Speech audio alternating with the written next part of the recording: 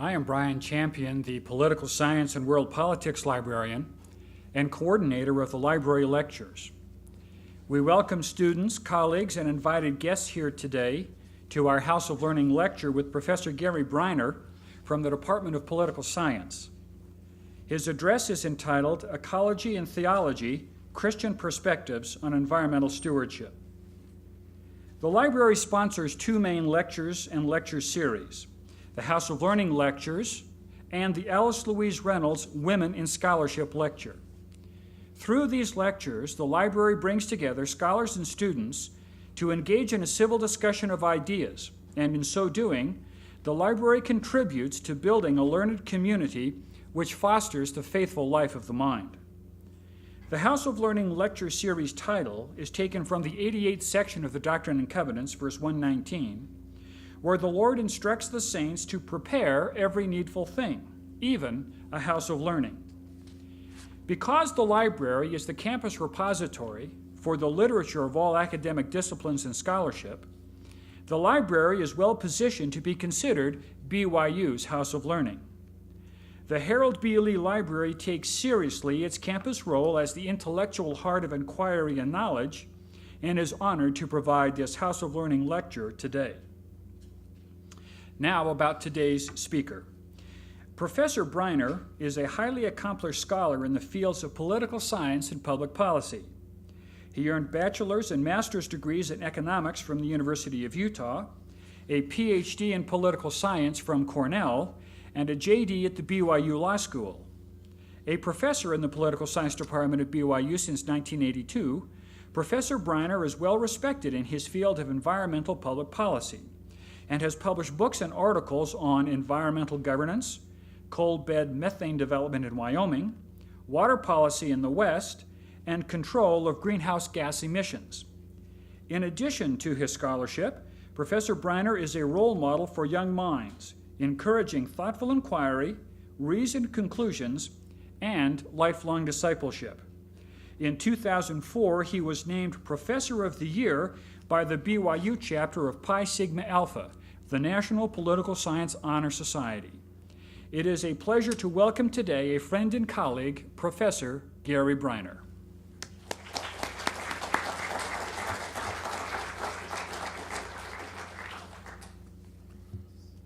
Thank you, Brian. Thank you, Ross, for that prayer. And thank you all for coming. One of the obvious challenges in talking about the environment on a beautiful day like this is that everyone who really appreciates the environment ought to be outside enjoying it. And so I appreciate your willingness to forego that for a few minutes before you have a chance to go outside. I appreciate very much the opportunity to speak in the library and to be part of this series. And I'm grateful for all those who have written and spoken about of the variety of topics that have been addressed here, but in particular, the intersection of ecology and environment. And in particular, I think of the many provocative and important writings from our late colleague Hugh Nibley, bringing to our attention his own views as well as the views of Brigham Young and Joseph Smith on the environment-related topics. And so we could do no better than just to pause for a minute and think about all the things that we've learned from Brother Nibley over the years and express our gratitude for the remarkable life and scholarship. Some of the ideas that I want to talk about today really are rooted in the opportunity that I've had, as you have had, to learn from him. I want to make three arguments in my presentation. Let me lay them out, and then I'll talk about them in some detail. First, while it's true that there are some positive signs that environmental conditions are improving, the threats to current and future generations from air and water pollution, disruptive climate change, toxic chemicals, unsustainable resource use are daunting, and they compel us to act much more aggressively than we have been to conserve and protect the environment. Our environment is clearly at risk. Second, advocates of protecting the environment have much in common with people of faith and religions as they think about these trends. Both groups, both environmentalists and people of faith, look at the world from the perspective of moral imperatives. Both are motivated by values that go beyond economic self-interest. Both warn of the hazards of excessive materialism and overconsumption. Both seek to balance the needs of current generations with the needs of those to come after us. While there are at times tension between environmentalists and people of faith, I'm convinced there are great opportunities and that the similarities outweigh any differences between the two groups. The third point I want to make is that Christianity has much to offer our world in developing an ethic of environmental care and stewardship. Members of the Church of Jesus Christ of Latter-day Saints in particular find in our sacred texts many scriptural imperatives to be wise stewards, but such commitments often require trade-offs that are difficult to make. We have much to learn from others who share with us a belief in the sacredness of creation and our obligation to care for the planet for current and future generations, and who offer to us examples of environmental stewardship that I want to talk about. First, then, briefly, a review of global environmental trends. We're well into the 21st century, but we are profoundly affected by all that's happened in the 20th century, a period of remarkable human achievement, growth, and progress, but also daunting problems. This is the last picture of the Earth taken as a whole by a human being from space, photographed by the crew of Apollo 17 in December 1972. It was taken during the only time during the 4 years of Apollo flights when the sun was lined up directly behind the moon, so the Earth, rather than being partly covered in darkness, was completely illuminated. The photo is viewed by many as a major motivation for environmental protection. It showed a shimmering, vibrant, living Earth against a massive, black, lifeless universe. But the 20th century left for us a number of challenges. A series of reports by a variety of groups, scientists, and advocates have identified a tremendous number of risks and challenges. And let me just, rather than talking about them, because you are probably all familiar with those, but let me just talk about sort of three conclusions that I think people can draw from the tremendous amount of information available concerning the state of the environment. First, we've made considerable progress in removing some forms of pollution, such as air and water contaminants, especially in the wealthy countries. But the solution to environmental problems is not simply environmental growth. Many problems are growing worse, such as greenhouse gas emissions, the loss of biodiversity, accumulation of chemicals in the environment. Our consumption of natural resources is not sustainable, especially if people in the developing world are able to increase their consumption so that they come closer to the material standard of living that we enjoy. These problems not only threaten people now, but pose a tremendous challenge as we think about the impact on life chances of future generations. Those who believe that we can grow our way out of environmental problems simply through economic growth must reject, if they believe this, the widely held conclusions drawn by environmental scientists around the world that our planet cannot sustain the current level of consumption and waste, especially if economic growth develops in the poor countries of the world. The second, the most immediate environmental problems clearly are found in the less developed countries where poverty and environmental decline are inextricably intertwined. People who struggle to survive often engage in environmental practices that are unsustainable. Those people are especially affected by environmental problems such as air and water pollution, lack of clean drinking water and sanitation, and loss of local biodiversity. Addressing these environmental problems is profoundly important moral imperative for all of us.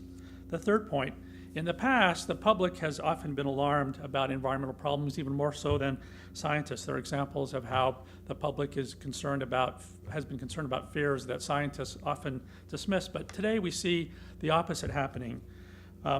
Most scientists are truly alarmed, worried about loss of biodiversity in the world, about the threat of climate change, and the ecological unsustainability of our patterns of consumption, while in the public seems to place very little attention and very little priority on environmental problems, as do most policymakers.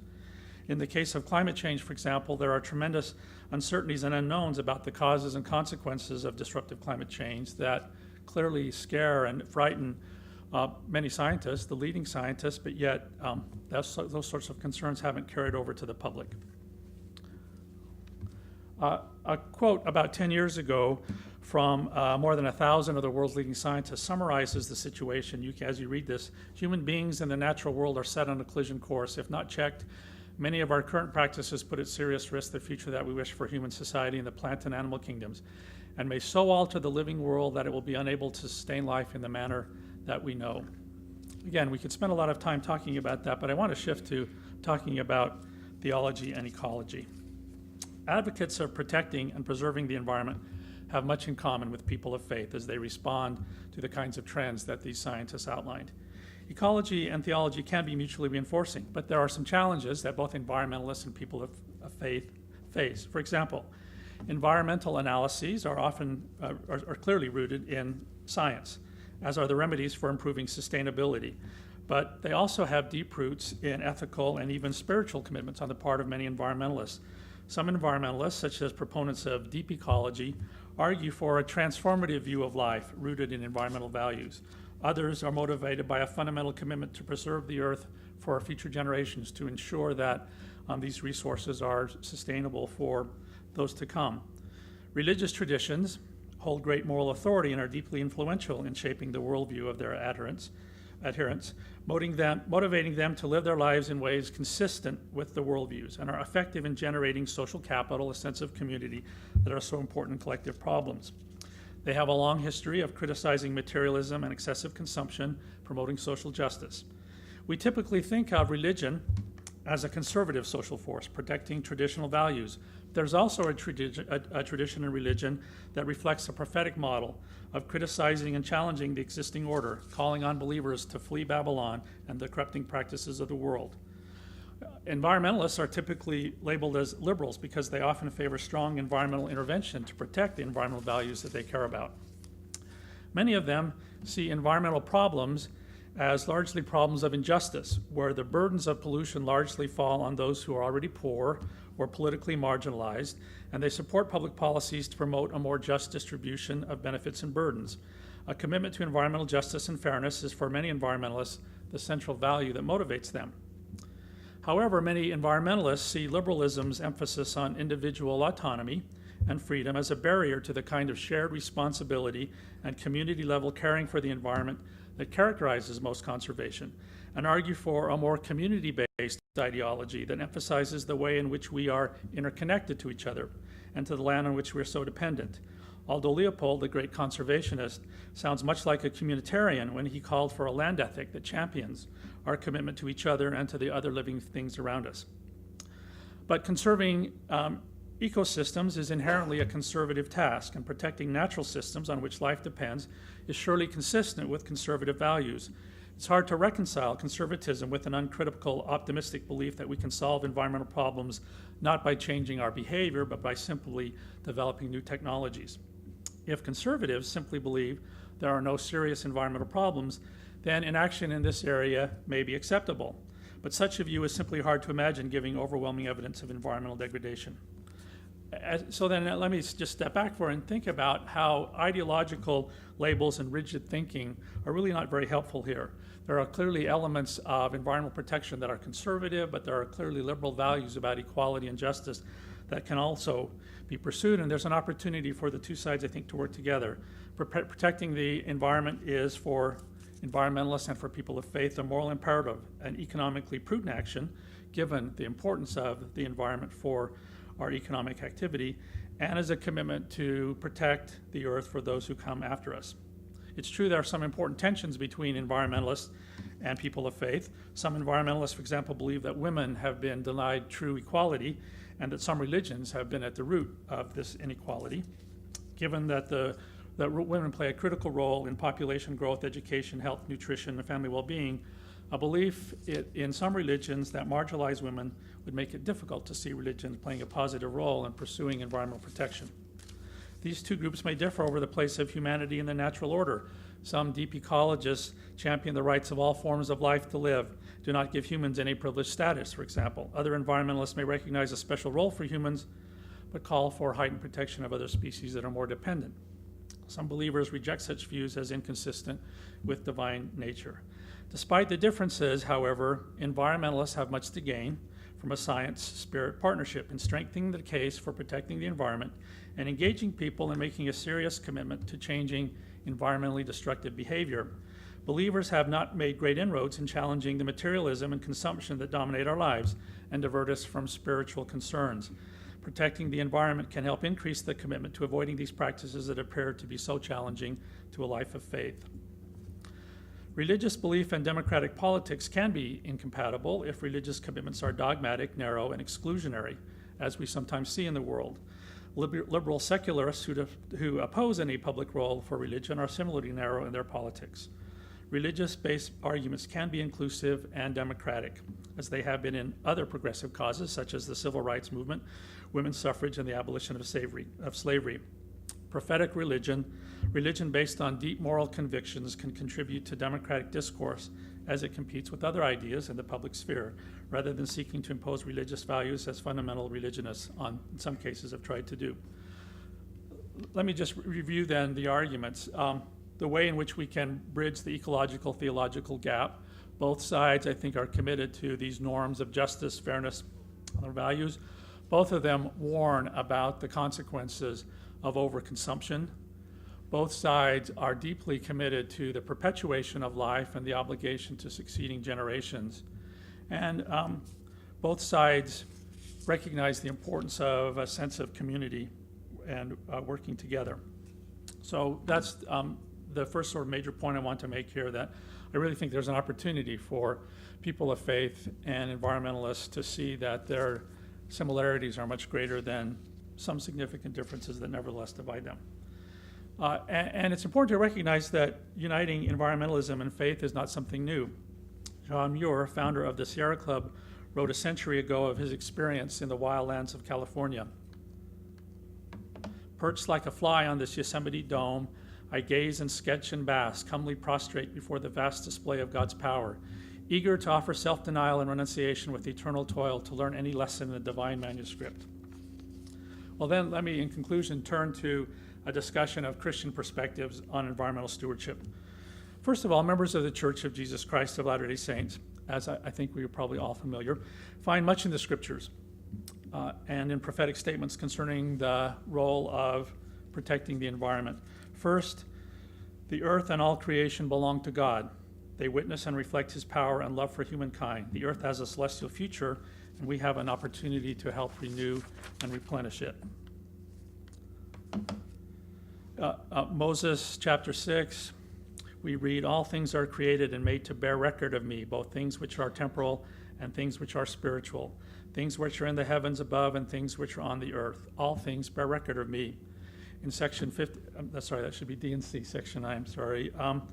Yea, all things which come of the earth and the season thereof are made for the benefit and use of man, both to please the eye and gladden the heart, food for raiment, for taste and for smell, to strengthen the body and to enliven the soul. And it pleaseth God that he giveth all these things unto man, for unto this end were they made to be used, with judgment, not to excess, neither by extortion. The second principle we find in the scriptures, humans have a sacred stewardship to protect and preserve creation for themselves and for succeeding generations. In section 104, we read, a commandment I give unto you, that you shall organize yourselves and appoint every man his stewardship, that every man may give an account unto me of the stewardship which is appointed unto him. For it is expedient that I, the Lord, should make every man accountable as a steward over earthly blessings. I, the Lord, stretched out the heavens and built the earth, and my very handiwork, and all things therein are mine, but it must needs be done in mine own way. Behold, this is the way that I, the Lord, have decreed to provide for my saints, that the poor may be exalted, the rich may be laid low. For the earth is full, and there is enough and to spare.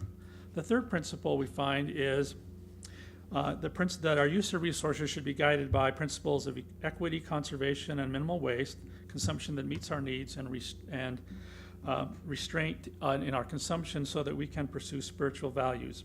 Section 49 of the Doctrine and Covenants.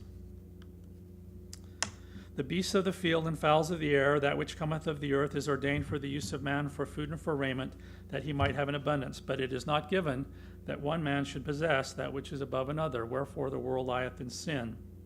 Section 70, in your temporal things you shall be equal, and this not grudgingly, otherwise the abundance of the manifestations of the Spirit shall be withheld. And the fourth principle, materialism and overconsumption are threats to both environmental and spiritual well-being. In Luke we read, "Take heed and beware of covetousness, for a man's life consisteth not in the abundance of the things which he possesseth." In Jacob we read, "Before ye seek for riches, seek for the kingdom of God. After ye have obtained a hope in Christ, ye shall obtain riches. If you seek them for the intent to do good, to clothe the naked, to feed the hungry, to liberate the captive, administer relief to the sick and the afflicted." We also see in quotes from Brigham Young and one from Hugh Nibley that I'll put up in just a minute about the kind of perspective that the gospel gives us. Said Brigham Young, "The earth is very good in and of itself, has abided a celestial law. Consequently, we should not despise it, but rather desire and strive to obey the same law that the earth abides. Fields and mountains, trees and flowers, and all that flies, swim, or move upon the ground are lessons for the study in the great school of our Heavenly Father."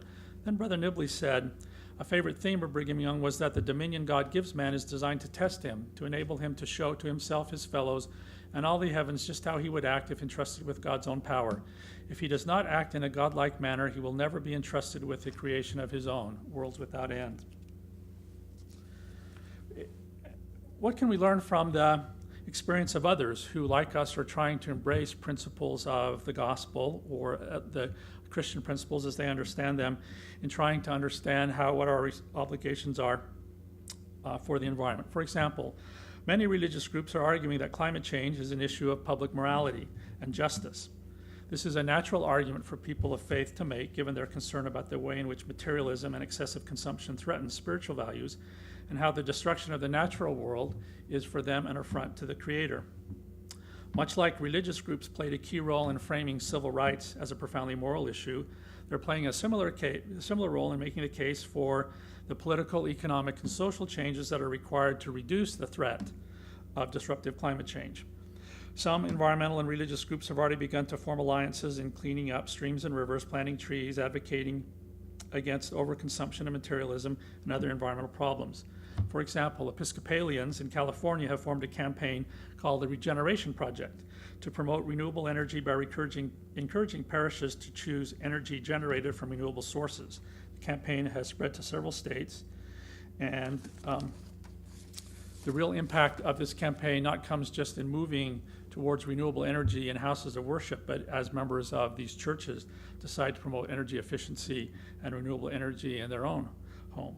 The Interfaith Coffee Program, for example, encourages its members to purchase only coffee that is fair traded, where farmers are guaranteed a minimum price to protect them from price swings, characteristic of many globally traded commodities, and help them receive a more stable and predictable income. It also encourages them to engage in ecologically sustainable farming practices. It's grown to more than 3,500 congregations. That's only about 1% of the total of the United States, but individual members make a modest adjustment in their purchasing practices. As one participant in the coffee program put it, our consumer dollars are hurting the very people our offering dollars are trying to help. What if those of us who are addicted to chocolate agreed to get our fix from farmers who were guaranteed a minimum and stable price and who practice environmentally friendly farming practices?